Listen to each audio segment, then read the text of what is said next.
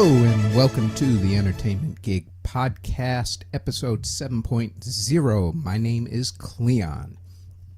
On today's episode, we talk about the unfortunate events in Orlando, Florida, talk about some musical lawsuits, and we reminisce about the David Letterman show with stagehand and outside props person for the David Letterman show, Ruth Siegel.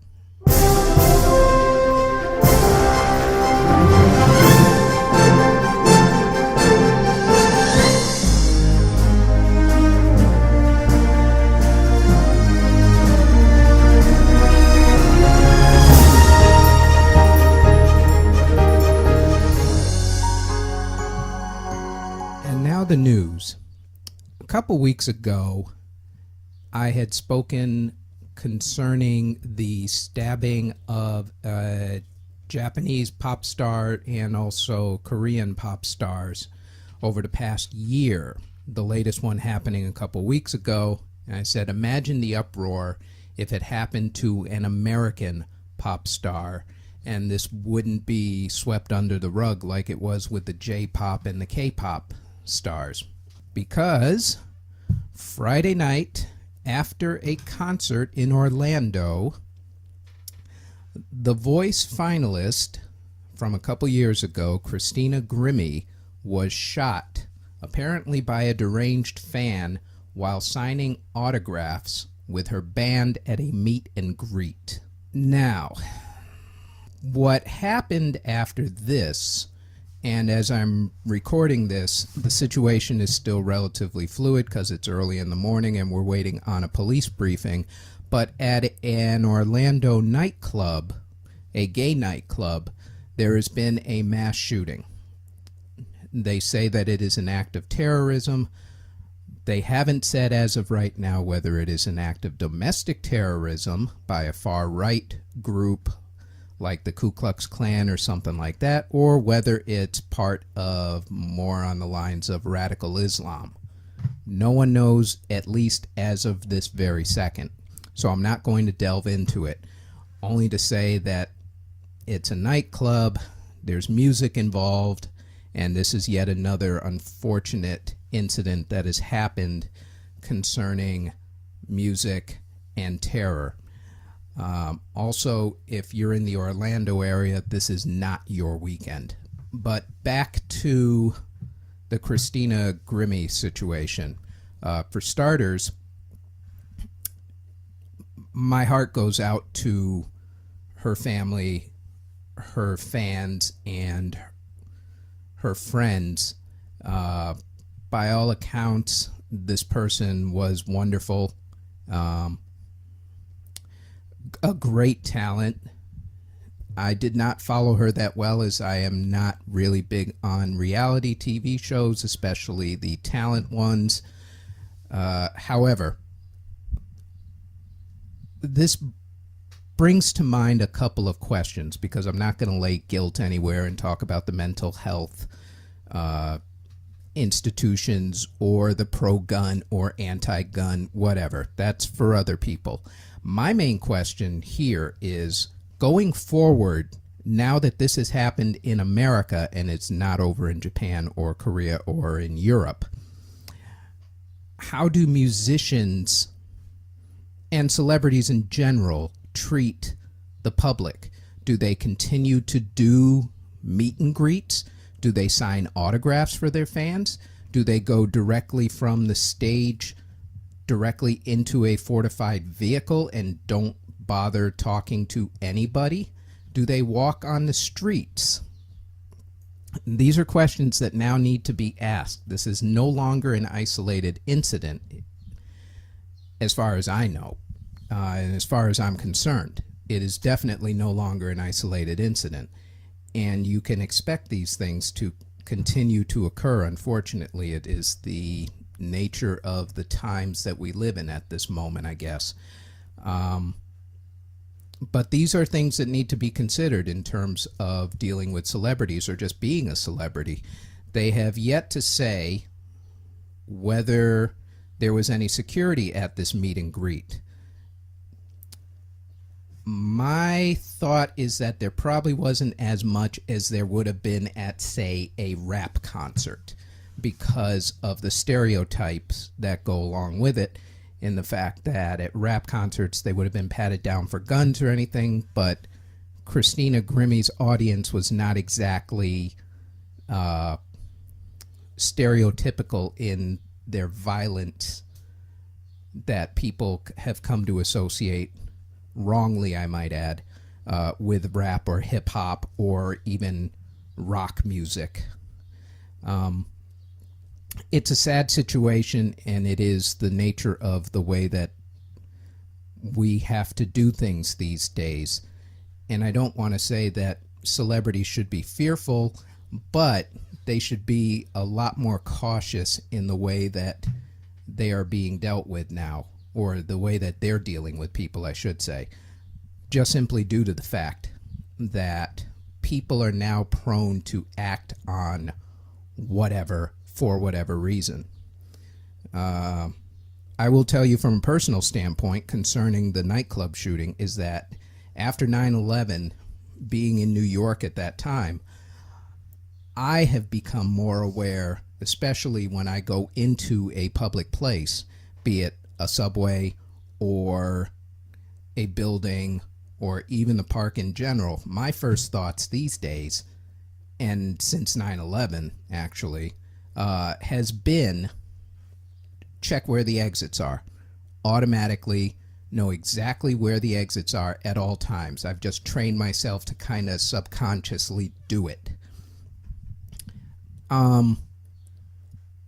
It's just something that you get used to, unfortunately, especially being in a high target area like New York City. And now that you see that a lot of quote-unquote soft targets are now being hit, be it a Planned Parenthood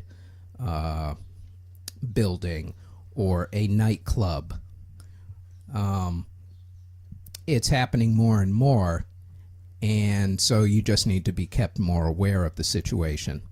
Those are my only thoughts as far as that goes. Like I said, as far as the politics behind it or the social implications go, that's for better people than I to discuss, or worse people than I, depending on your feelings, I guess.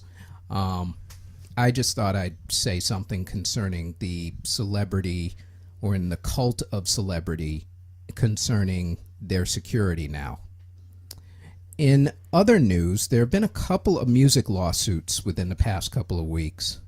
For starters, Ed Sheeran has been sued for $20 million for the song Photograph by writers Martin Harrington and Thomas Leonard, who say that Ed basically took the song from their song that they wrote called Amazing, which came out a couple years earlier. Here's where it gets a little weird, or at least coincidental. Their attorney is Richard Bush, who won the lawsuit against Pharrell Williams and Robin Thicke over the Blurred Lines song, which borrowed heavily, they say, or at least the court said, from Marvin Gaye's Got to Give It Up. The reason why it gets a little weird is because if you listen to Ed Sheeran's song, Thinking Out Loud, and play it next to Marvin Gaye's Let's Get It On, it's remarkably similar. So, in listening to the song Amazing and Photograph, of which on my Facebook page, The Entertainment Gig, you can see the comparison that I put up that somebody made on YouTube. It is remarkably similar, and since Ed Sheeran sort of has this little history of getting pretty close to songs that already exist, this could cause some serious problems for him. Hopefully he'll settle out of court, but if somebody's suing, that's probably due to the fact that they tried settling out of court and it didn't work for whatever reason. But we'll see. Hopefully it'll all be taken care of. The other lawsuit was concerning Skrillex and Justin Bieber, who were sued for the song Sorry by an artist known as White Hinterland. She says that they sampled her 2014 song Ring My Bell, the very beginning, which sounds like a woman doing a sort of an a cappella. If you listen to the beginning of Sorry, and I will put up the comparison on the Facebook page. Skrillex, for his part, released a video, or at least a video on Instagram, showing how he says he came up with the sample, which was he took a part of vocals from a singer, sped it up, or at least put the pitch up a few octaves, and that's how he came up with it.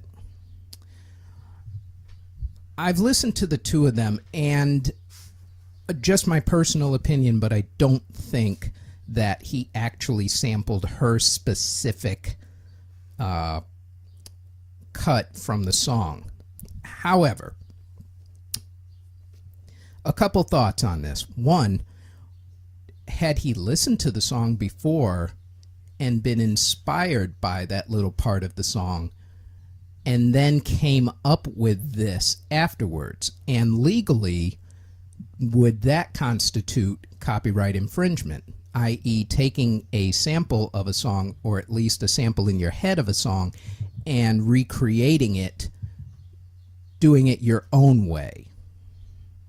I'm not quite sure where the law actually falls on that, so I'm hoping to eventually get to interview a copyright and trademark lawyer and also an entertainment lawyer to iron out some of these legalities, because I'm rather interested as far as where things fall concerning these types of situations. I'm not sure who has a case in either the Ed Sheeran or the Skrillex lawsuits, but we'll see. And that is it as far as the news goes. As far as the number one things for this week, the number one movie for the past weekend was The Conjuring 2. Number one on the music charts were both Drake with the number one album again, Views, and the number one single, which is One Dance. He now holds the record for the longest streak with both the number one single and the number one album on the Billboard charts, which I believe is at 5. As far as television goes, number one for this past week was basketball, the NBA Finals. In terms of what's coming out this week, on DVD this week you get 10 Cloverfield Lane, Eddie the Eagle, Hello, My Name is Doris, and London Has Fallen.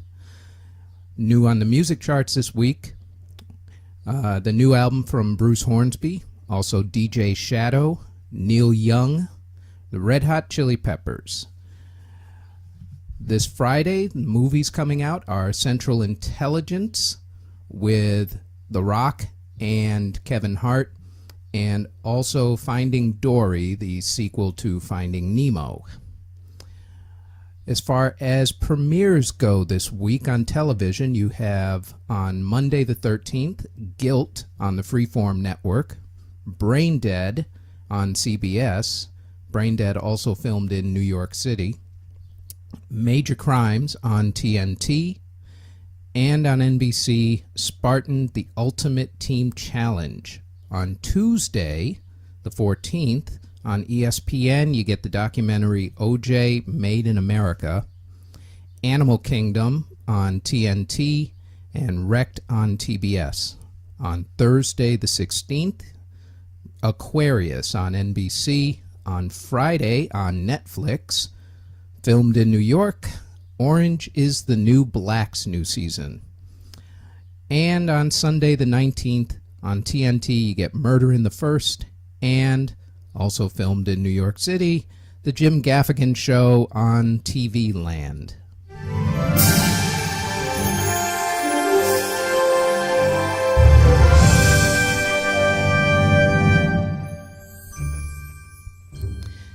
And now to today's interview.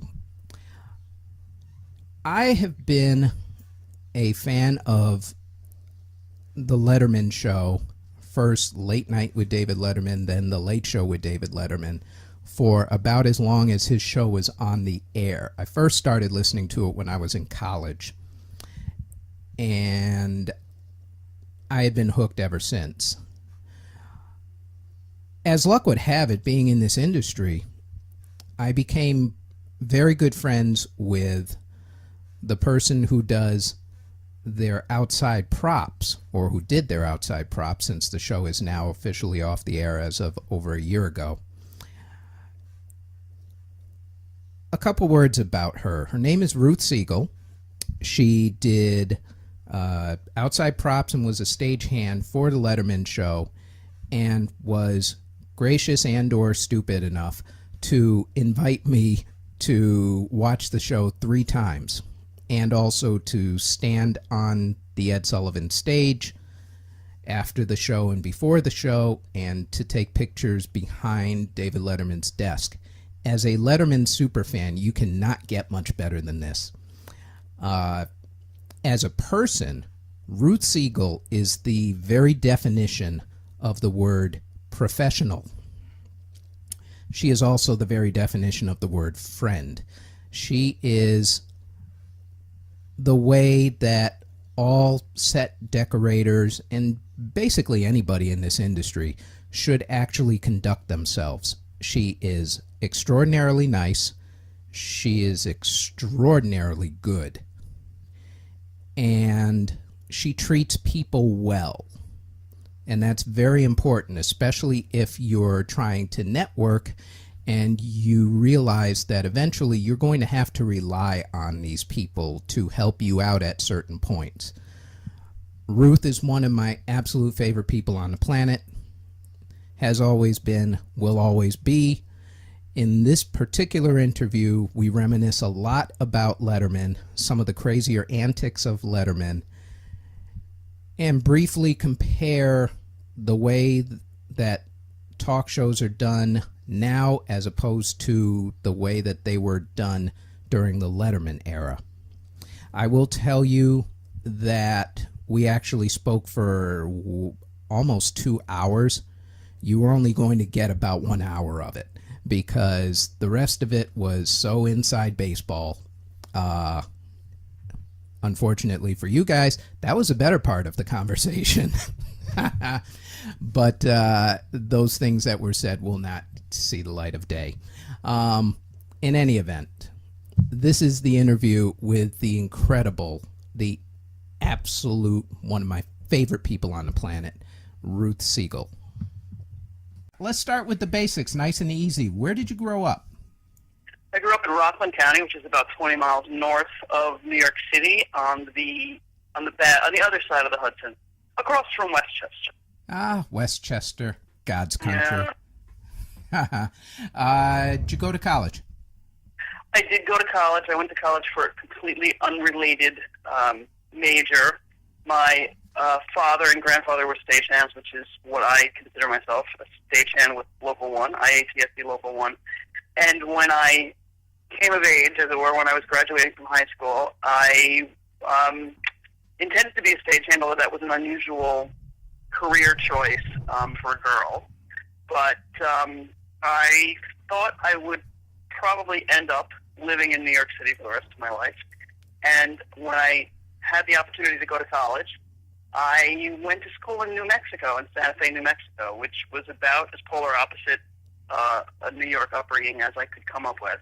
And I absolutely did the right thing by going to school and majoring in liberal arts and having nothing to do with the theater or television for those 6 years. It took me a little longer than 4 to get through school. Wow. So how did you go from New Mexico back to New York? What brought you back? Well, I knew I would end up in New York. I really did want to work in the theater, and I really would have preferred to work in the theater, and now, of course, my career is almost over, and I've spent most of my time in television. But I took the apprenticeship test for the International Alliance of Theatrical Stage and Plays Local 1 while I was in college, passed it, as it were, and waited while I finished college for a slot to be open within Local 1's apprenticeship program. And I spent 3 years apprenticing at the Mitzi Newhouse Theater at Lincoln Center, which was a perfect apprenticeship for me because I spent the daytime hours working at Letterman at Rockefeller Center, and then the evening hours doing a show up at the small Mitzi Newhouse Theater at Lincoln Center. Oh. And after 3 years, I received my full-fledged Local 1 card. But then you decided not to go into theater, or just that the at that point, what was it officially called? Late Show with David Letterman? Yeah, and it's hard for me to remember when it switched from the 12:30 late night to the 11:30 late show. And then, I still have trouble remembering because it was a 12:30 show, and Carson, I can't even remember, was the NBC. I think Carson was the lead in. Tonight Show guy. Right. And Letterman assumed that he would get that. I think we all assumed that he would get that gig. And when Leno got it, and frankly, Clea and I can't remember what years these were. I was happily working per diem shifts and living my own life. I can't remember now. I know Letterman was quite insulted for not getting that gig, so he moved over to CBS, which actually turned out to be phenomenal for me. That was, I lucked out that he decided to switch networks because I kind of swooped in and took the job. Yeah, I think that was 95, actually, was when all that... It was 93. We moved over to CBS in 93. Ah, okay. But before that, I had been an assistant. When did you start at State? 2000. Oh, so you wouldn't even have... This was way before your time, so you wouldn't even have remembered the guy who had the job before me. His name was Gordon Jewell, and he was a phenomenal outside prop man. I learned everything from him. But he passed away in 1992, a year before Letterman moved over to CBS, and I worked under another man you may remember, Paul Gawarna. Did you know Paul? Yep, I knew Paul. Yeah, he worked as the head outside prop man on Letterman from 92 to 93, but declined to go over to CBS because he had a day job at NBC and would have taken a hit to take the job. So I swooped in there really nicely. I was lucky. Not Kathleen bad. Ankers. Do you remember Kathleen Ankers, the little designer? Yeah. You would remember her best because she was the foul-mouthed chambermaid on the old Late Show. Right. That's British right. woman. Yeah, she was yeah. a set designer. Oh, okay. And, she was the set designer. She designed all of Letterman's sets, and she stood behind me when I went over there, despite the fact that I was relatively young to get the gig. Behind us all, and established a phenomenal crew at the Ed Sullivan Theater. It was fun times at that point because we were starting fresh, and it was nice. Right. Well, in terms of the NBC version and the CBS version, my assumption is that once, at least from an semi-outsider's perspective, was that when he ended up going to CBS, it was more of a business-like atmosphere, whereas with NBC, at that point, since no one even thought that the show was really going to be what it turned out to be, that it was a lot looser. Am I correct or incorrect on that? You mean it was looser when we left for CBS, or you think it was looser at NBC? I think it was looser at NBC. You were able to try more stuff. I think he was a little more collegiate at NBC. He was a little more mocking at NBC. Right. Maybe he felt that he needed to play a more serious game when he came to CBS, but maybe that's because he was moving to the 11:30 slot, and maybe not so much that he was changing networks. I don't know. See, as an outside prop person, I didn't really have that much to do with the upstairs, the above board people. Right. And I certainly had nothing to do with content. I was just fulfilling the the request of the writers and the script supervisors. Right. Stuff. I don't really know. It's hard for me to see. I mean, the difference between putting out a show that's produced by the network, which is what we were doing at NBC, and then putting out a show that he and his production company, Worldwide Pants, was producing, was different because Worldwide Pants wasn't an entity until then, and they had to start from the ground up with production people, which I can't say exactly were provided by NBC, but those people were already in place, so we needed to start afresh. Right. And that really didn't have that much to do with me. My excitement about starting fresh was starting a new show in a beautiful old theater. The Ed Sullivan Theater was such a treat after working at Rockefeller Center, because it's an architectural gem, and it's a real proscenium theater, as opposed to working at Rock Center, which is, the studios were made for radio, and they're not very visual, and they're not very well suited for television production. So that was a treat. I can remember at the beginning of the run in '93, because we started in August, and as everyone knows, or as anyone who knows anything about Letterman knows, the studio was notoriously freezing. And that first summer, I can remember coming in my shorts and T-shirt and sitting in the literally 48 to 52 degree theater, and sitting in the back of the theater and looking up at the stage and thinking, this is going to be great. Because it was a real space. It was a real theater. It was fun. It was fun at the beginning. It was fun. Yeah. Let's talk about the theater for a little bit. The original layout of the theater, as I recall, had, what was it? It was floor section, mezzanine, and then there was a third section, correct? Well, when we originally moved in there, I think the previous long-standing show that had been in the space was Kate and Allie. And the network, and I honestly can't remember what network that was, whether it was CBS or not, I don't know. I think it was CBS. It was CBS? Yeah. The deck, the stage was poured concrete, and most of the theater seats had been removed, and there was no lip of the stage, so that the cameras could go up and down like on a ramp. And so that had to all be jackhammered away. There was a lot of renovation that needed to be done. But Kathleen Anchors, again, this little bell-mouth chambermaid that I was talking about, she really wanted to keep as much of the architectural integrity of the theater and use that as Letterman's set. So she created a stage lip, and God, now that I think about it, I don't know how many of the theater seats were removed for Kate and Allie, because the theater seats themselves were, ancient. So they've been removed and they're now new. But I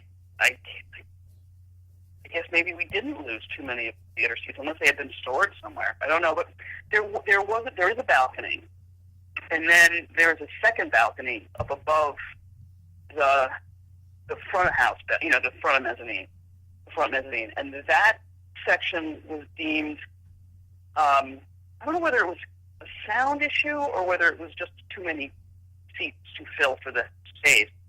Sound baffles were put up.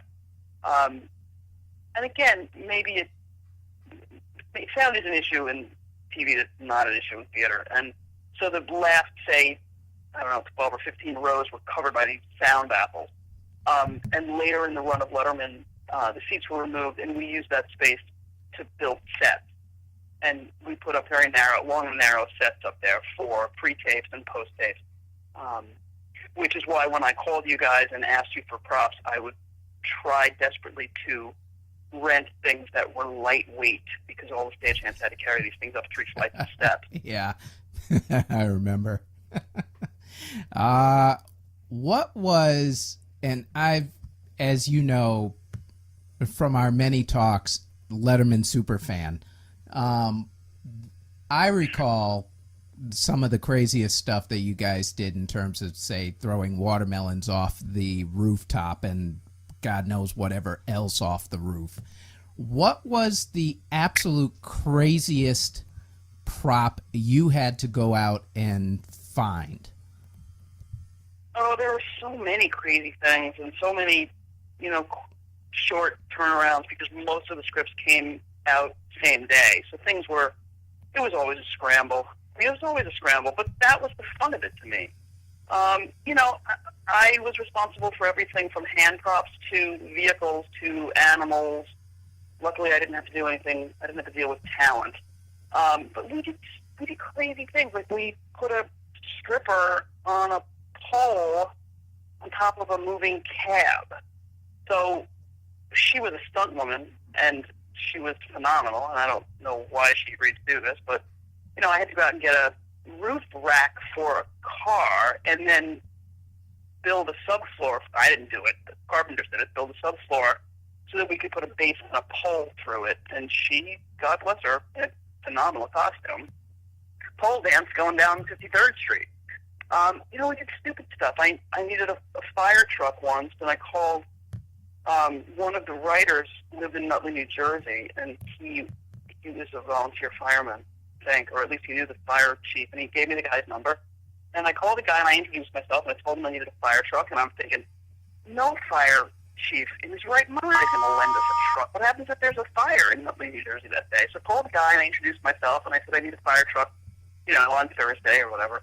And his answer, I'll never forget as long as I live, his answer was, did you want a red truck or a green truck? And I thought, this guy, sure, he's going to give me a truck so that we can use a fire truck for the show. It was phenomenal. We had great fun. I mean, I rented during a blizzard, I rented a sled dog, a dog sled and dogs. And I have a photograph, one of my favorite pictures of myself from the show is standing under the marquee on a dog sled in a snowstorm and, on Broadway. It was phenomenal. I had great fun. Great fun. It was a lot of fun. It was frustrating a lot of times because requests were made so late, but again, that was the fun of it. Right. Talk to me about, I'm just trying to think back to some of the craziest stuff that I know you and I were involved in. For example, talk to me about the anniversary show just before he signed off when Bill Murray showed up as Liberace. Oh, God. Yeah, that was a nightmare. I remember specifically renting a 1950s, I think, white limousine, a huge limousine, like a Liberace style. And because it was such an old vehicle, it cleared the elephant door. We had elephant doors to the theater that went directly out into the street. So anything that came in needed to come up a curb from 53rd Street, across the sidewalk, and up a steel ramp and into the theater, which is really lovely if you think about the difference between bringing something into the studio that way and bringing something into a studio at Rockefeller Center. Because the studio at Rockefeller Center was on the 6th floor, and anything that came into the studio had to go underground into the parking garage and underneath Rockefeller Center for about a block and up in a freight elevator. So at some point when I was at Rockefeller Center, I had the dimensions of the freight elevator memorized. And then when we moved to Ed Sullivan Theater, I simply needed to know the width of the elephant doors. And this limousine for Liberace, or Bill Murray as Liberace, had a 1-inch clearance on either side of the mirror to get this thing on stage. And I had to close my eyes when it drove on stage because I'm not much of a driver. I mean, I have a license, but by the skin of my teeth did I pass my driver's test. And watching someone bring this thing in and knowing what it was worth, I had to close my eyes. We did have car lifts, we'd put a car on a lift and then put tire wheels that looked very much like what you put a piano on, like a tripod of wheels so you could, once you had the car up on these wheels, you could kind of maneuver it because you can't turn a car on in the theater. You can't have gas in the engine because it will asphyxiate everyone in the theater. So it's a little easier than just driving. You can push it and maneuver it in a way, but boy, I had to close my eyes. And I think that was the same segment. That might have been the segment before Bill Murray, was he dressed as Liberace? I can't remember, but he had to pop out of a cake. Yeah, I think he was dressed as Liberace on that one. It might have been the last show. And, of course, a lot of the prop houses, I'm sure you guys have a plywood cake. Right. That the top pops off and somebody pops out of it like a Jack in the Box. But, of course, that wouldn't work. We had to get a cake so that he would be covered with, frosting and cake. Right. So that was the call for the Cake Boss. They're really the only game in town for stuff like that. Came in and built a cake that had a entrance from the back and space for him to pop up and out and create quite a mess. I can't even remember the order of that shoot, but I guess the cake must have been the finale. Otherwise, he would have been covered with cake when he got out of the. He must have gotten out of the car. They pushed the car stage left and brought the cake down stage. There was a lot. There was a lot of stage space used by that segment. Well, I remember. And there wasn't a lot of upstage space at the Ed Sullivan Theater. And side to side was pretty tight, too. Yeah, I remember that. I also remember the fact that you guys ended up destroying one of our props, which was, technically Bill Murray, because you had a pickaxe and a brown metal cash box. And that was supposed to have been his, I guess, some sort of a time capsule type thing that was in the stage. Oh, that's right. I had forgotten about that. Yeah, the one I was thinking of, because Jeff, your boss, was a little PO'd, I think, at me. We also put a bowling ball through the bottom of one of your claw-footed bathtubs. I remember that. Yeah. I remember calling Jeff the next day saying, we're not going to be able to send that claw-footed bathtub back to you. He wasn't upset about it.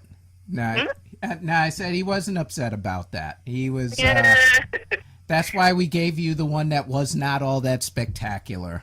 All right. Well, I remember we didn't realize that if you threw a bowling ball from 7 stories up, it would go right through the bottom of a claw. I guess we should have figured that out, huh? Logic being logic, yeah.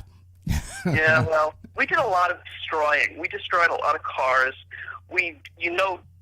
Clayton, we destroyed a lot of your hot dog carts. I kept thinking, if I had taken out stock in hot dog vending carts from the beginning of the show, how many of them I destroyed, I might have made some money. I was going to say, didn't a cab hit one of the hot dog carts once? At least one. I'm sure we hit them. We hit hot dog carts with cabs. At least once. I'm sure it was more than once. I think did we take one of yours when we had a strong man on the show who was lifting silly items, and one of the things he lifted was the hot dog vending cart, and of course, he didn't put it down gently. He put it down rather abruptly, and we broke all the wheels on it. I think that was you. And I ended up going out and replacing the wheels. I don't know. There was a lot of silliness going on. That's what made the show fun. No, exactly. Well, what I find is with working with people in both TV and movies and whatnot is that it's usually the shows that keep you on your toes that are actually the most fun to work on, because you never know what's coming at any given moment. Yeah, that's what makes it fun. It also makes it frustrating. The items that I couldn't get my hands on because I didn't have enough notice, that's frustrating. And I can't tell you how many hours of my life ticked away standing on the street waiting for the Teamsters to show up with whatever prop it was that the director was waiting for. Right. And feeling like I was responsible, which I was, but also feeling like, well, if these guys had written this thing an hour earlier, I would have had no, people came through. I mean, you guys were fantastic. Stage supply is, invaluable, and my Teamsters were fantastic. They I don't know how they managed. Again, I'm not the greatest driver in the world, so I give them so much credit for getting through, matinee day traffic to bring whatever it was that I was looking for at the last minute to, they would drop everything for us, and they were fantastic. Yeah, exactly. What was your favorite show that you were a part of, or number of them? I don't know. I mean, I always had a good time when we threw things off the roof, because that was my shining moment, as it were. I was responsible for all that stuff.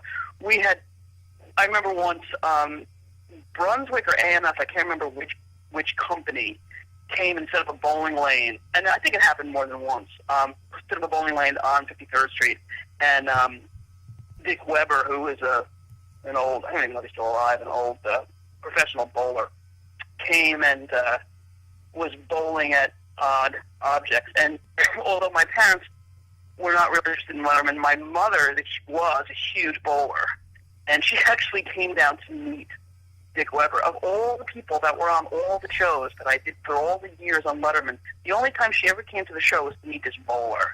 So she came, and I have a picture of her standing with him, and she's looking up at him as if he were, God himself. And, he was a professional bowler.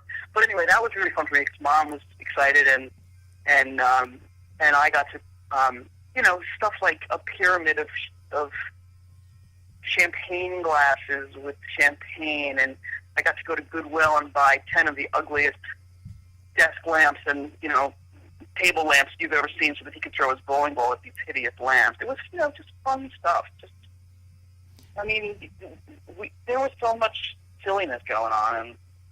And the other thing that used to drive me crazy, but I also now look back fondly on, were the requests that came during the show. And I was constantly running to the grocery store or to the fast food joint, or, during the show, someone in the audience would ask Dave a question, or maybe not during the show, but, the warm-up of the show. Someone would ask Dave, or, whatever happened to fill in the blank, and I would be off and running to pick out whatever it was that he needed. At one point, I remember needing a cat. I needed a cat. Somebody had come down stage with a cat in their arms, and I called the nearest pet store that had cats and introduced myself and said, can I come over and borrow a cat? And sure enough, I got back, and one of our production managers came down stage with a cat in his arms. That kind of thing is like saving the day during the hour of the show. Was great fun. Also really frustrating. Were you there? I seem to recall, it just came to mind, a snowboarder. I think you guys had some sort of a snowboard ramp built out on 53rd Street. We did, and to be honest, I think she was a snowboarder. I don't think she was a skier. I think she was on one board, and she fell. It was devastating. It was we were very. It was a tough evening because I can't remember now whether it wasn't. It certainly hadn't snowed, so there were snow making machines, and apparently snow making machines should really be called ice making machines. Like the snow that is created from these machines is not snow; it's like crushed ice. And she kept insisting that she could do this, that she'd be fine, and she went off the side of the ramp. And Letterman always had the right instinct. He did everything right. He did everything. He was instinctual. I don't know if you remember the show after September 11th. That's one of my favorite shows because we didn't know what he was going to do, and his speech after that horrific attack was a classic. But after this woman, whose name, I'm afraid I don't remember her name, after she fell, he stopped the show.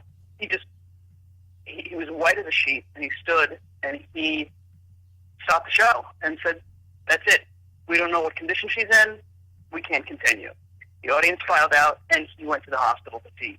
She was okay. She hurt herself pretty good, but she was okay. But I think his initial instinct to just, like, the show is so unimportant compared to what just happened. We can't continue, and just stop, boom. And I think she broke her leg. I can't remember now, but it was an overreach, I think, for the show to, I'm not saying it was unfair of us to ask her to jump. We didn't. She kept insisting that she'd be okay, but it was a tough moment because the show kind of dimmed in comparison to what just happened. She had hurt herself really badly. Right. And frankly, we were very lucky that that didn't happen more often because we did some stupid stuff. You know, we did some stuff that was unprecedented and could have really gone south. So we were, you know, I mean, we had a pole dancer on top of a cat. I mean, you know, we could have killed people. We threw stuff off the roof. And, you know, one of the things that I remember, and of course I didn't even think of this because we threw stuff off the roof. I had lists of stuff that I had to procure to throw off the roof. And once, one of the things was boxes and boxes and boxes full of fluorescent lights. Now, I lucked out because my hardware store, Garden Hardware, the one that I still to this day am so dependent on, he was moving from 8th Avenue to 10th Avenue. So I called Bobby and I said, I need all of your fluorescent lights. He said, what do you mean? What size? I said, it doesn't matter what size. I need all of them. He said, well, I got a bunch of them downstairs that are no longer useful. Like, they don't fit anything anymore. I said, perfect. That's exactly what I need. And we threw, you know, fluorescent rings and long, you know, things that were archaic off the roof. And then, of course, we got in trouble from the city because we knew that it looked beautiful, too, landing on the street because of the clouds of apparently poisonous gas. So I mean, you know, stupid stuff like that no one, I didn't think of that. Obviously, the producers and the writers didn't think that we were, you know, we threw boxes and boxes and boxes of Super Balls off the roof. They ended up in the Hudson. You know, I mean, You were not the best when it came to environmentally friendly situations, but this being New York, that's not exactly the worst thing that's either ended up in the Hudson or in the air. That's probably true. And I think they're a little more strict now. I think we were able to rewrite some rules. You are now officially responsible for 3 statutes of the ordinances. Well, the other thing is we couldn't get away with too much because in the Ed Sullivan Theater office building was also housed the office of the mayor's the television and the office of the mayor's television. So we couldn't.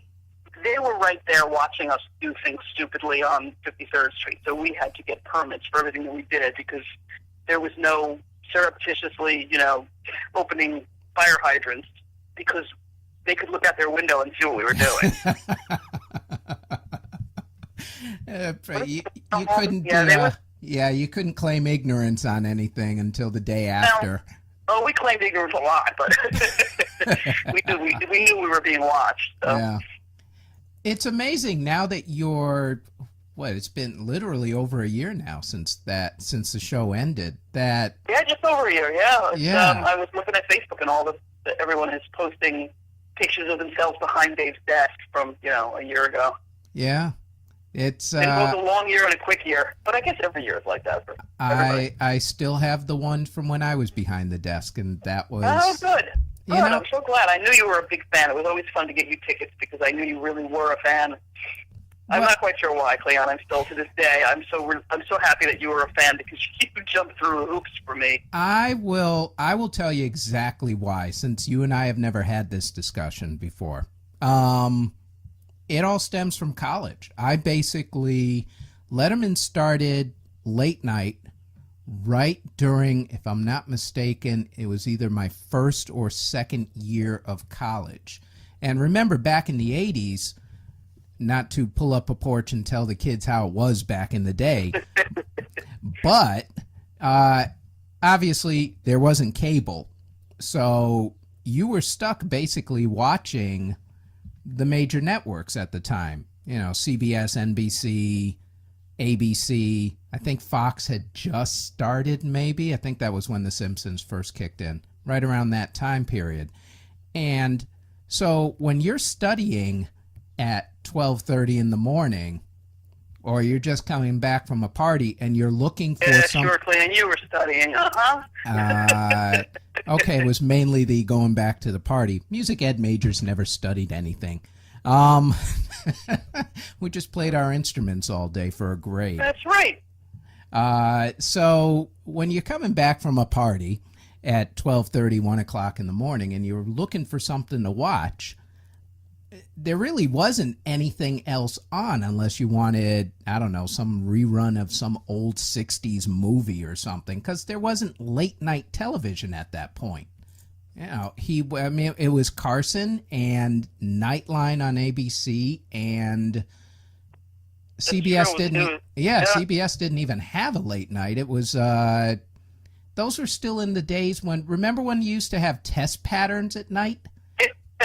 Oh, come on, Clean. You don't remember that. Oh, I absolutely remember that. You forget I'm about to turn 50 in about 6 months, so... Yeah, you're breaking my heart, Clan. The turning 50 thing, you better not bring that up to anybody who's older than you are. I'll try not to. Thank you. Well, seeing as how you're younger, it's all good. Oh, God bless you, yeah, uh-huh. I know. But he was basically it. And so, and that's the audience. You were the audience he was catering to. Exactly. So... And so obviously he hooked you. Yeah, big time. The show changed over the years. I mean, he did less and less of the crazy stuff as he got older. And I don't know whether he lost an audience that way or he gained an audience that way or he maintained. I don't know. I mean, I don't know. Maybe I think a lot of it was. I mean, it's just natural aging, I guess. He didn't do crazy stuff as we all got older, and maybe that's just a natural progression of. I think agents so. Just don't. And the things that he used to do, the remotes that we used to do with Letterman, eased off as he, as he got older. Certainly as he had a kid. I mean, he was less interested in. Although he was always in his office. He was always in his office. He came to work so early in the morning, and he was so prepared for his interviews. I've never. He was so on for that hour, and it's interesting to me because although I'm not a big fan of the late night, it's a stupid thing to say because I've made my living that way, but I'm really not a big fan of the late night talk shows. Right. Yeah. Same here these days. I'm so impressed now in retrospect. Right. With how prepared he was. He knew his guests. He knew he had watched their movies. He had read the books. He did his homework. He knew. I'll never forget him. I loved when he had politicians on. Because they very rarely needed props, which was lovely for me. But also because Letterman invariably said, "I know I'm the stupid one in the room." Pointing at himself, pointing at his chest. I'm dumb. So explain this to me. I'm dumb. And then he would ask the question that everyone in the audience wanted him to ask, whether it was. He was a brilliant interviewer, and it seemed effortless, but it was not effortless. The man was at work from 4:30, 5:30 in the morning. Now, do I know how much of that time was spent sleeping on the couch? I don't know, but obviously he was as prepared as any interviewer could be. He knew the right questions to ask, and he loved it when a guest had watched the show, when a guest made a reference to the monologue, or when a second guest made a reference to the first guest. He loved that. He loved that interplay. And I'm not a big fan of the late night talk shows, but I don't see that interview skill anywhere now. I don't see someone who's selfless. That's really what he was. He's selfless. He was selfless. He would turn the conversation away from himself and talk about the guest and talk to the guest and ask insightful questions. I don't know. I'm not a big fan, so I don't see James Corden. I don't know. I hear he's very good. Yeah, I hear he's good too. I don't really watch the only ones that I watch. It's weird how late night viewing these days has actually changed. I mean, I know your new show, Fallon, and we'll talk about that one briefly in a minute or two, but I know that he's the juggernaut at this particular moment, and that Stephen Colbert is on CBS, and Corden is after him. Craig Ferguson was before Corden until, when did Craig leave? Like just before Letterman, right? I think so. I think so. Yeah, I always liked him. He's very irreverent. I thought he was funny. Yeah, he's very funny. The British humor is just hilarious. The other thing is there's something lovely about British humor there's something lovely about an outsider talking about American life, because they have a free pass in a way. Right. Because they're outside looking in. I don't know if Corden makes use of that, but I know Ferguson did, and it was quite lovely, especially considering he had become an American citizen. So he was both mocking the American way of politics and life, and also a wannabe, because he had that love, "Don't tread on me" tattooed on the inside of his wrist. He was a wannabe American, and he made fun of this country and this political system in a way that only an outsider can. I don't know if Corden does the same. Yeah, I'm not sure. Colbert is good at interviewing, I've noticed, because he's done it for so many years over at Comedy Central with the Colbert Report and whatnot. But I honestly, I can't really speak to that. I haven't watched the show, so I did tune in the first show just to see the theater, because I was curious as to what they had done with the space, and it's a beautiful set. I mean, it's just in the ways that Kathleen Anchors, who designed Letterman sets, maintained the integrity of the Ed Sullivan Theater. The new set even more so maintains the integrity, because they took out the sound baffles that we had put up and opened up the ceiling, this beautiful pre-war Broadway theater, literally Broadway theater on Broadway, and they made even more use of the architectural, just the bones of that theater. It's just gorgeous. It's just gorgeous. They added stained glass. It's a Gothic space, and they made even better use of it. But I have to say that I haven't really watched the Colbert Show. I don't know. I mean, I hear rumors about what's going on now there, but I haven't watched it, so I can't really speak to how Colbert interviews his guests. I thought his original show, his half-hour show on Comedy Central, was brilliant. Yes. And I missed that show. I missed that guy. Yes. I missed that fictional guy. But I don't know who he is now. I don't think he knows who he is now, unfortunately. I've heard that. But yeah, he's trying to. He knows he can't really go back to doing that, but his actual personality and Stephen Colbert, Bill O'Reilly mocking type personality, he kind of flip-flops between the two, and it's hard to get a peg in this day and age. He's in a bad spot at this moment. His show is entertaining. I haven't been over to the theater since. It's beautiful. It really is beautiful. Yeah, I actually looked up, because while they were putting the new set in, the head carpenter, Harold Larkin, invited me over while the scaffolding was still in place. So I was able to climb up the scaffolding and touch the top of the theater, which had been covered when Letterman was there. And it's breathtaking. It really is. And I hope they get shots, especially from behind Colbert up, to show what that dome looks like. Because there aren't very many spaces left in New York that are that exposed, re-exposed to what they used to be. I mean, right. The new Amsterdam theater was renovated and looks pristine again, but that was Disney money. So, I'm glad CBS was able to do it. It's just beautiful again. But I'm not speaking to the content of the show, because I haven't seen it. So. Yeah. Well, I just know that I don't even really watch late night anymore. One, because we're getting old. Yeah, we get to bed. Yeah, some of us have jobs in the morning now, and I know, there is such a thing. I'm having to work in the morning. I know. Yeah, somebody should pay me for not working. That would be ideal. That would be sweet. And the fact that, well, now you don't have to stay up late. All you have to do is just, you can binge watch them on the weekends if you want to. So I'm not usually up that late watching the shows anyway, and it's just weird how things have changed. The viewing habits have changed to the point where you don't even watch the show anymore. You watch these little 5 to 10 minute clips online of different segments of the show, whatever was hot at that particular point. Like, say, yeah, and I think that's where Letterman fell down, and I'm not faulting him for that, because I am not computer savvy, and I'm 10, 20 years younger than Letterman. I don't know how old he is, maybe 15 years younger than Letterman. But he never took advantage of, he never wanted to make the show about sound bites, about computer clips.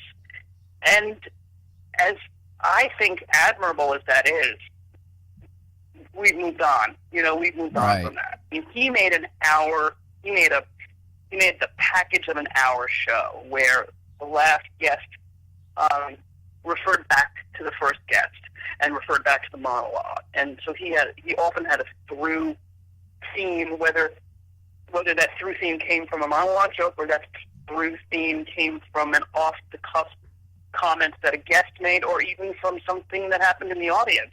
But that doesn't happen anymore because no one, like you said, no one watches for an hour anymore.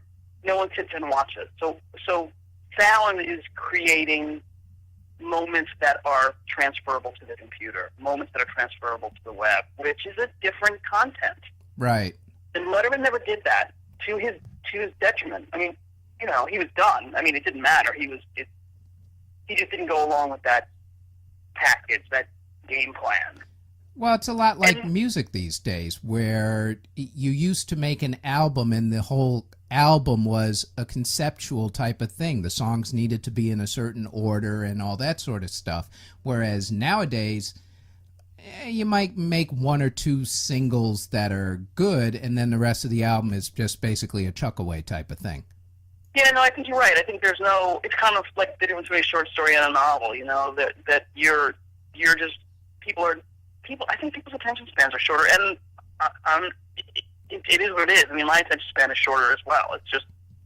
It's what you're fed, and if you're fed sound bites and you're fed video clips, people get bored more easily. Right. I don't know. I mean, it's a shame because, when I was a kid, my parents would say, I would watch Carson, and I thought Carson was a genius, and he Absolutely. was. Yes, he was. But my parents would say, "Oh, you think he's good? You should have seen Parr." I mean, we all think our generation of fill in the blank music, TV, movies was the classic, was the be all and end all, and now the soundbite nature of television and the reality TV nature of television is, I think, kind of pathetic. But again, I'm 55 years old. No one is catering to me. No one cares what, the commercials are not aimed at me. They're not selling products that I need.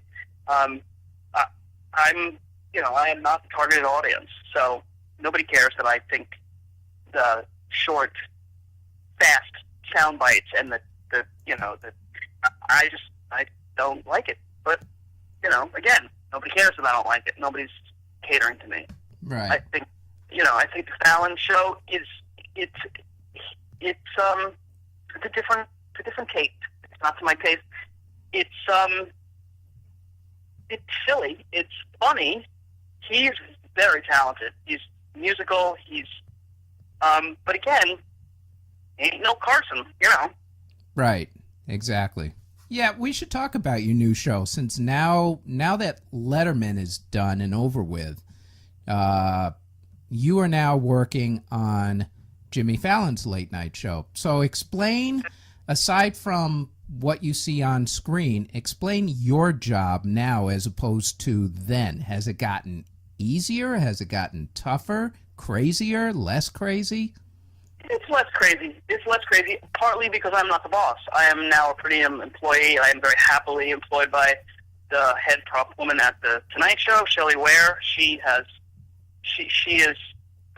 is a phenomenal prop woman. And an extremely cool person, I might add. Yeah, she's pretty cool. She's awesome. Talk to her about you should talk to her about doing one of these segments. She comes from a different place than I come from. She comes from the soap operas.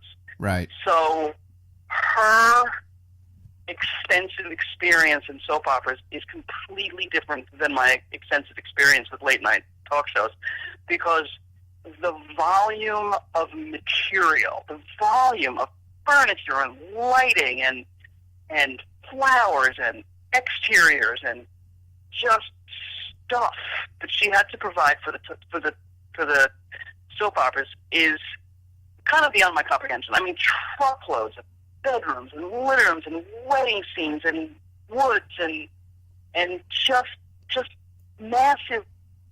Think about think about an hour-long soap opera and how many living rooms you're in, how many bedrooms you're in, how many restaurants you're in, how many exterior scenes you're doing, and over the course of a week. The difference being that she knew her prop list 3 weeks in advance. Right. So she was working 3 weeks in advance, which is both more difficult mentally because you're not on set now. You're on, you're working so far in advance. So the late night talk shows are the same day.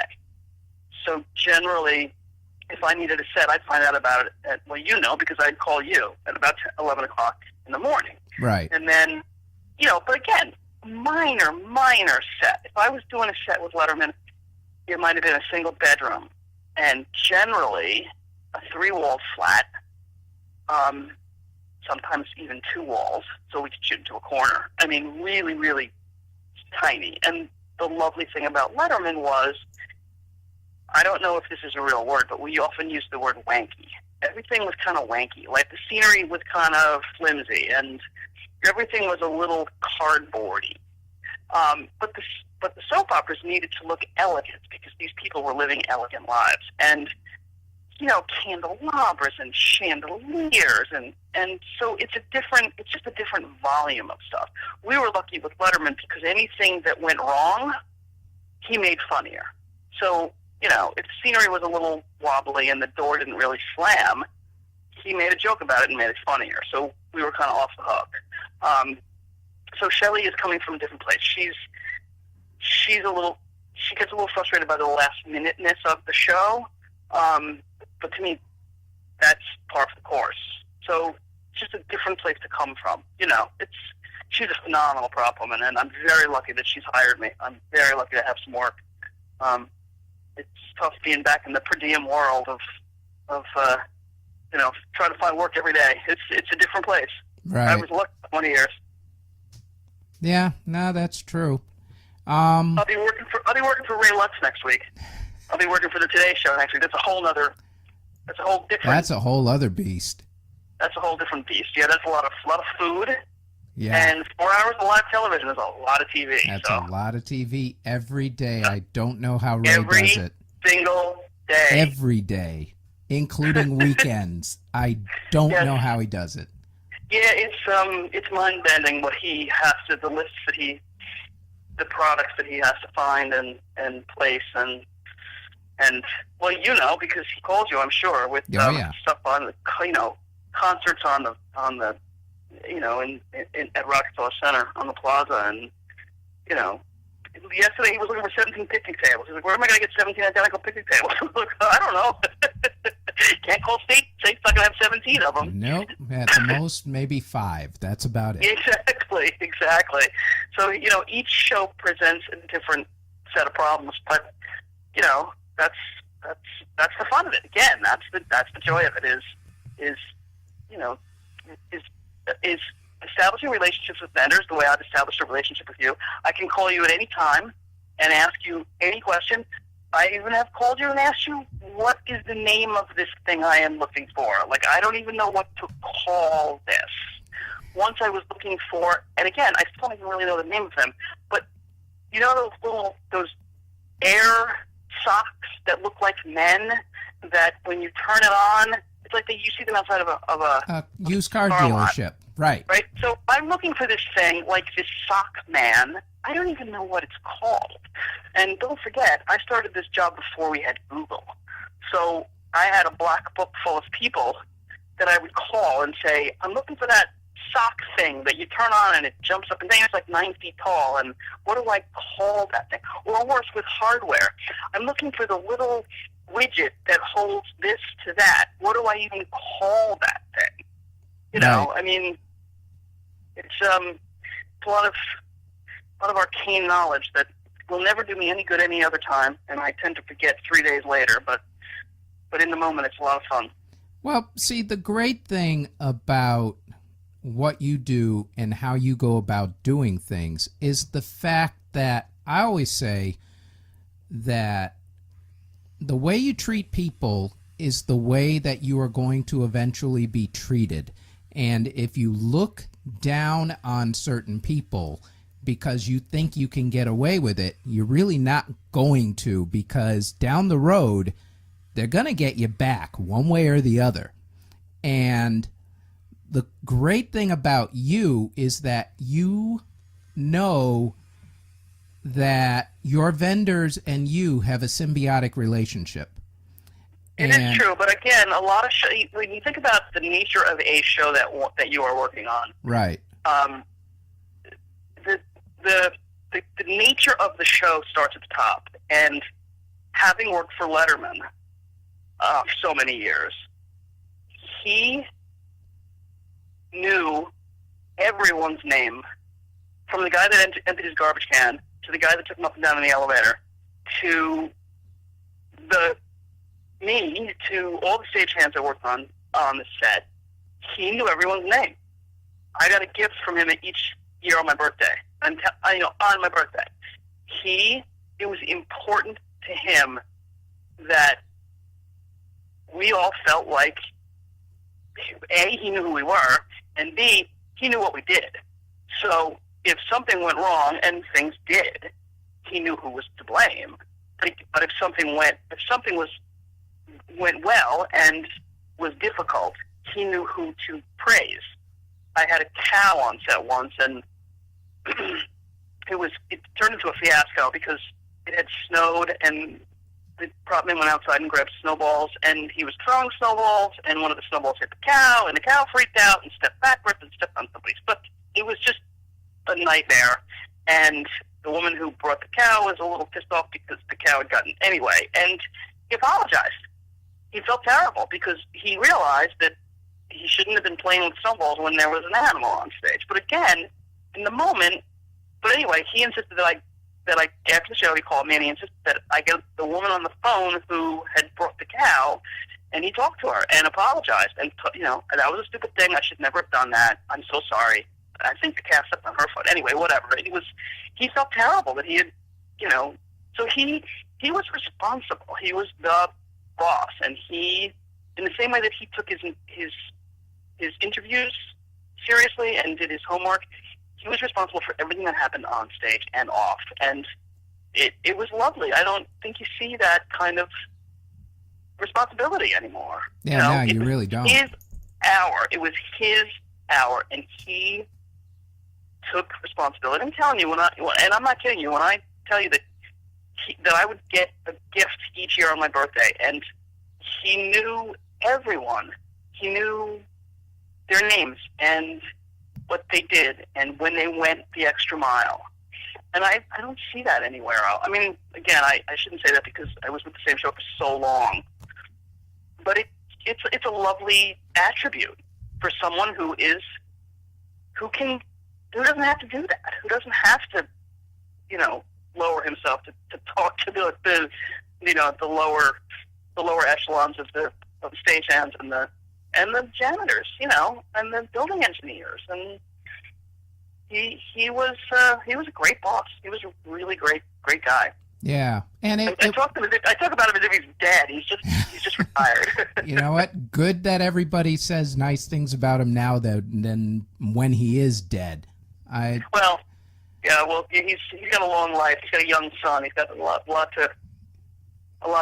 He's got a lot to live for. Yeah, a lot to do. Yeah, very true. He's probably this weekend in Indianapolis, I'm assuming, for the is there a the car 500. race there? Yeah, we were always very happy when we had a car 500. racer on the show, a race car driver on the show, because he was happy. Yeah, that's his We thing. didn't have to produce much show if there was a race car driver on the show, because he was happy.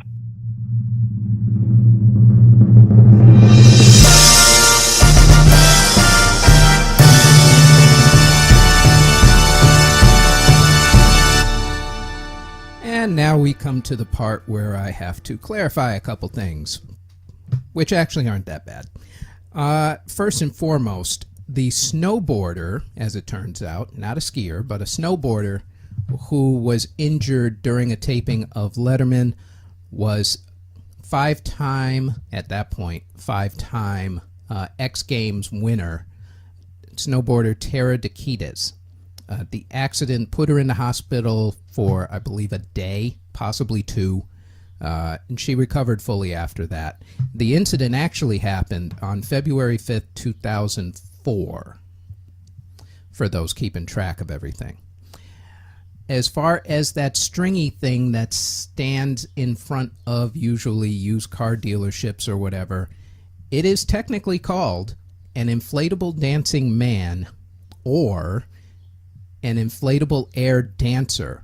For those of you who actually want one for yourself, you can find them online for anywhere between $100 to $300. I looked it up myself. Not that I wanted one, but I did it for this episode. And that is it as far as episode 7.0 goes. This Wednesday, we will do another episode. I'm going to start doing 2 a week because I am starting to do musician episodes. Musicians near and dear to my heart. This Wednesday, we will start off with musician Chris Lewis. The Entertainment Gig website is theentertainmentgig.com. Our Facebook page is The Entertainment Gig. You can find us on iTunes and Google Play at The Entertainment Gig, on SoundCloud at CJBT-Productions, on YouTube, for those of you who don't like SoundCloud. It is at CJBT Productions. On YouTube, you will also see my photography that I put on there as a slideshow.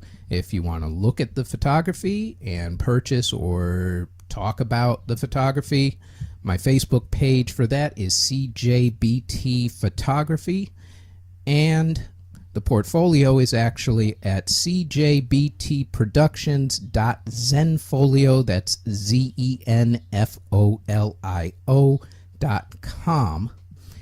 And we will also be bringing you this podcast via St. Bernard in the Swiss Alps with a shot of whiskey. Everybody wishes that. In any event, stay safe, have a great week, and we will talk to you actually on Wednesday. Take care.